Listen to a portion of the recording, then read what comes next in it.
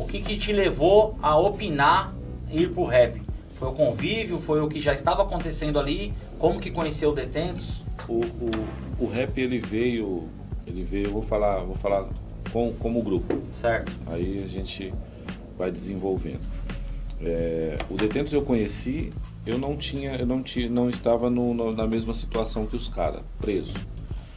Mas o rap foi uma possibilidade, uma oportunidade de que a gente sempre fala aquela frase: eu acredito na recuperação do ser humano.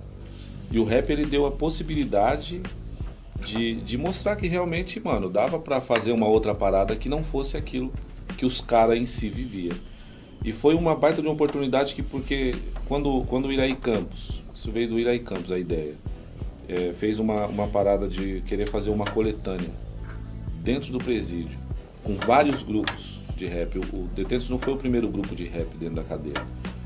Foi o primeiro a gravar, foi o primeiro a sair, foi o primeiro e tal, mas existia outros grupos, né? Existia o Danielzinho do Rap, que inclusive fazia a Rádio Carandiru, que o nome do programa era Conexão Carandiru.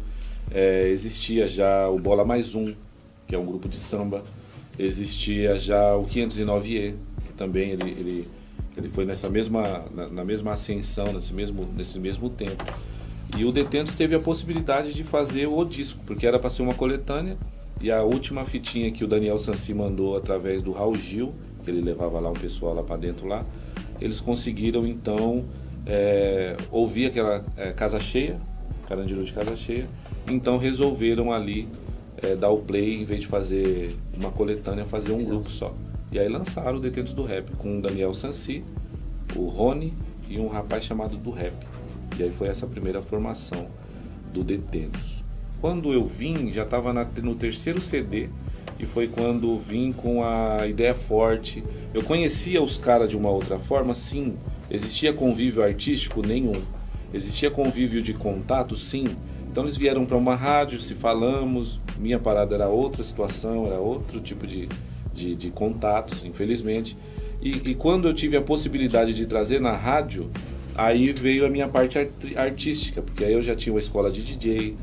O DJ Colina, que hoje é DJ do Detentos, por exemplo, foi o primeiro DJ aluno meu, que se tornou DJ do Detentos, porque quando eu fiz, porque minha parada era outra. Você entrou como DJ no Detentos, né? Então, era uma outra situação. Eu entrei para contato, eu entrei para continuar tendo acesso às coisas que eu tinha e trabalhava. Entendi. Vamos dizer dessa forma. E quando o Detentos veio, eles tiveram um show e a Vilma, acho que a segunda empresária do Detentos, falou: mano, por que você não toca nesse show? E eu fui, mano. Já tinha a escola de DJ, tinha meus bagulho, tinha meus baratos e tal. E eu fui, os caras gostaram muito.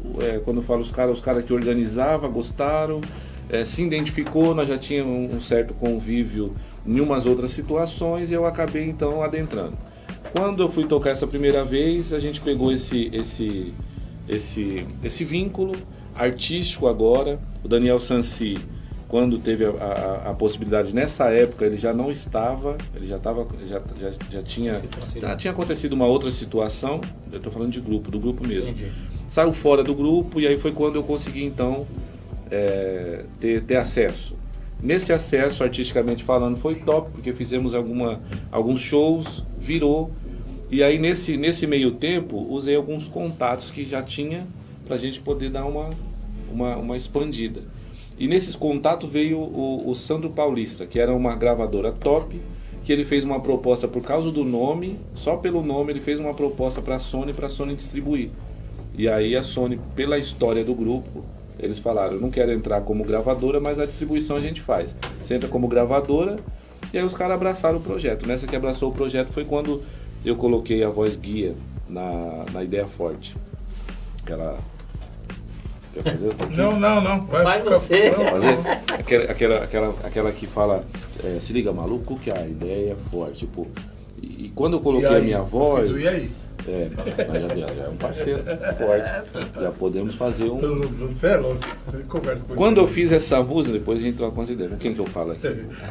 Calma que é a produção. Calma que é a produção. Quando eu fiz então essa música e coloquei a minha voz, e aí foi quando vitalizou a parada. Que não era o interesse da minha parte, porque a minha vida era outra fita. Meus contatos com com cadeia, era outra fita. Meus Seu contatos... público era alto, não era o rap. Consegue entender? Sim. São coisas que é meio cabuloso, porém, quando eu coloquei a voz, e aí colocamos lá, e mandamos pros caras, os caras falaram, a gente distribui, a gente vai sair com uma tiragem aí de pelo menos umas 80 mil peças, na época era Coisa pra bastante caramba. expressivo. Bastante. Hoje, né, isso é impossível, né, mesmo por causa da internet, Spotify, essas coisas. Mas na época era uma parada que era interessante. Essa gravadora foi a mesma que fez que produziu o videoclipe, o DVD de vocês? Foi. Primeiro, aí vai vendo as ideias, porque quando a gente começou e agora colocamos o Quebrando as Algemas do Preconceito, o cara da gravadora era doido. E a parte boa dele é que ele era doido. A parte ruim é que ele era doido, mas gostava de dinheiro e nunca repassou para nós a forma de ganhar um dinheiro. Então ele cuidava dessa parte. Para nós estava bom demais, no caso dos caras que ainda presos, sair. Eu, numa situação em que agora ser o... E eu não ganhava dinheiro com isso, era outra situação. Então aquela parada de poder estar, daquilo que era pequenininho se tornar grande, no meu caso, naquilo que era uma história de um grupo, conseguir sair, fazer agora assinar com uma multinacional, a distribuição e tal. Imagina o louco da gravadora falar assim, nós vai meter esses caras aí de tatuagem, outdoor na rua, vocês vão ver que loucura e tal. E a gente foi se empolgando.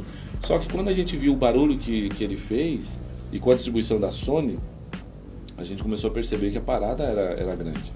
Então você imagina, ele pegava aqui um estado, ele colocava em todas as rádios, principais rádios, não importa quanto gasta, porque ele sabe quanto vem, e a Sony distribuindo, então ele tem na época ele tinha esse espaço para trabalhar. Colocava para tocar, bombava. Enjoou, agora vai pro show. No primeiro show que a gente fez, aí a gente começa a ver a diferença.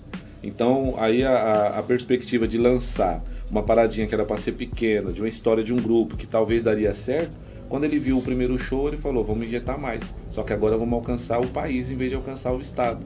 Ou só municípios pequenos. Vamos fazer isso em todos os lugares. Quando não estamos aqui em São Paulo, onde que a gente está? Estamos bombando em outros estados. Então, por exemplo, um lugar que o rap é forte, Pouso Alegre, Minas Gerais, exemplo. Então vamos colocar em todas as rádios que vai alcançar esse público. E o cara fez um trampo, excelente. Ficou rico, né? E nós, famoso. E aí o que aconteceu?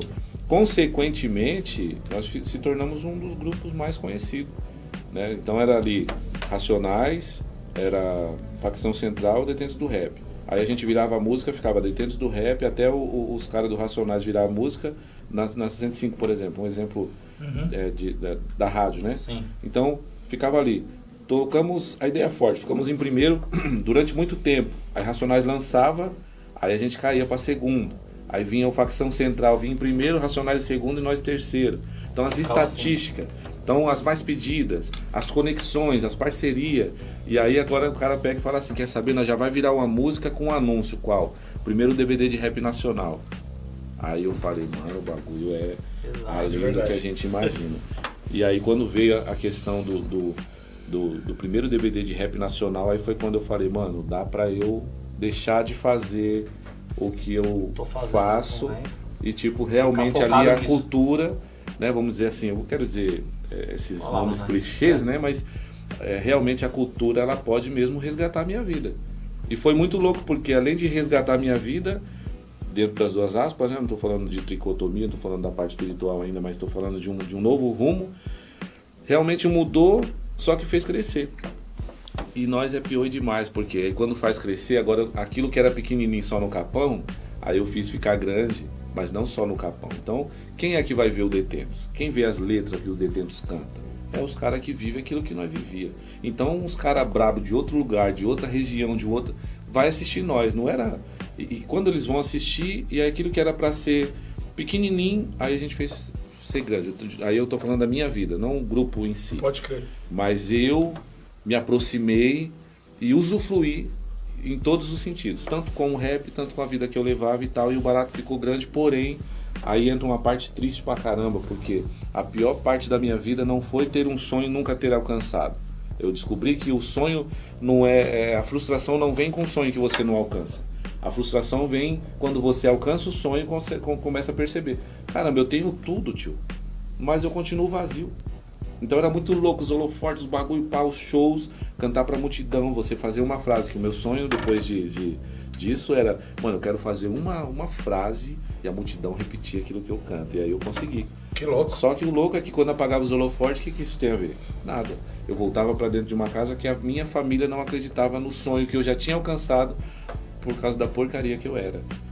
E aí você imagina ter tudo e tá vazio. E tá vazio. Aí foi uma luta que foi a mais difícil. Que você consegue entender agora por que brinca de roleta russa e não tem medo de morte. Se você não se ama, você não vai amar ninguém. Então, por causa de uma palavra mal colocada, você vai entender o porquê que você perde a sua vida e por que alguém tira a vida com palavras mal colocadas por causa de coisas que daria para resolver. Quando você não se ama, você não ama ninguém. Então, aí um abismo ele foi realmente trazendo outro abismo, e outro abismo, e outro abismo. E para ser resgatado dessa parada, foi a parte mais difícil.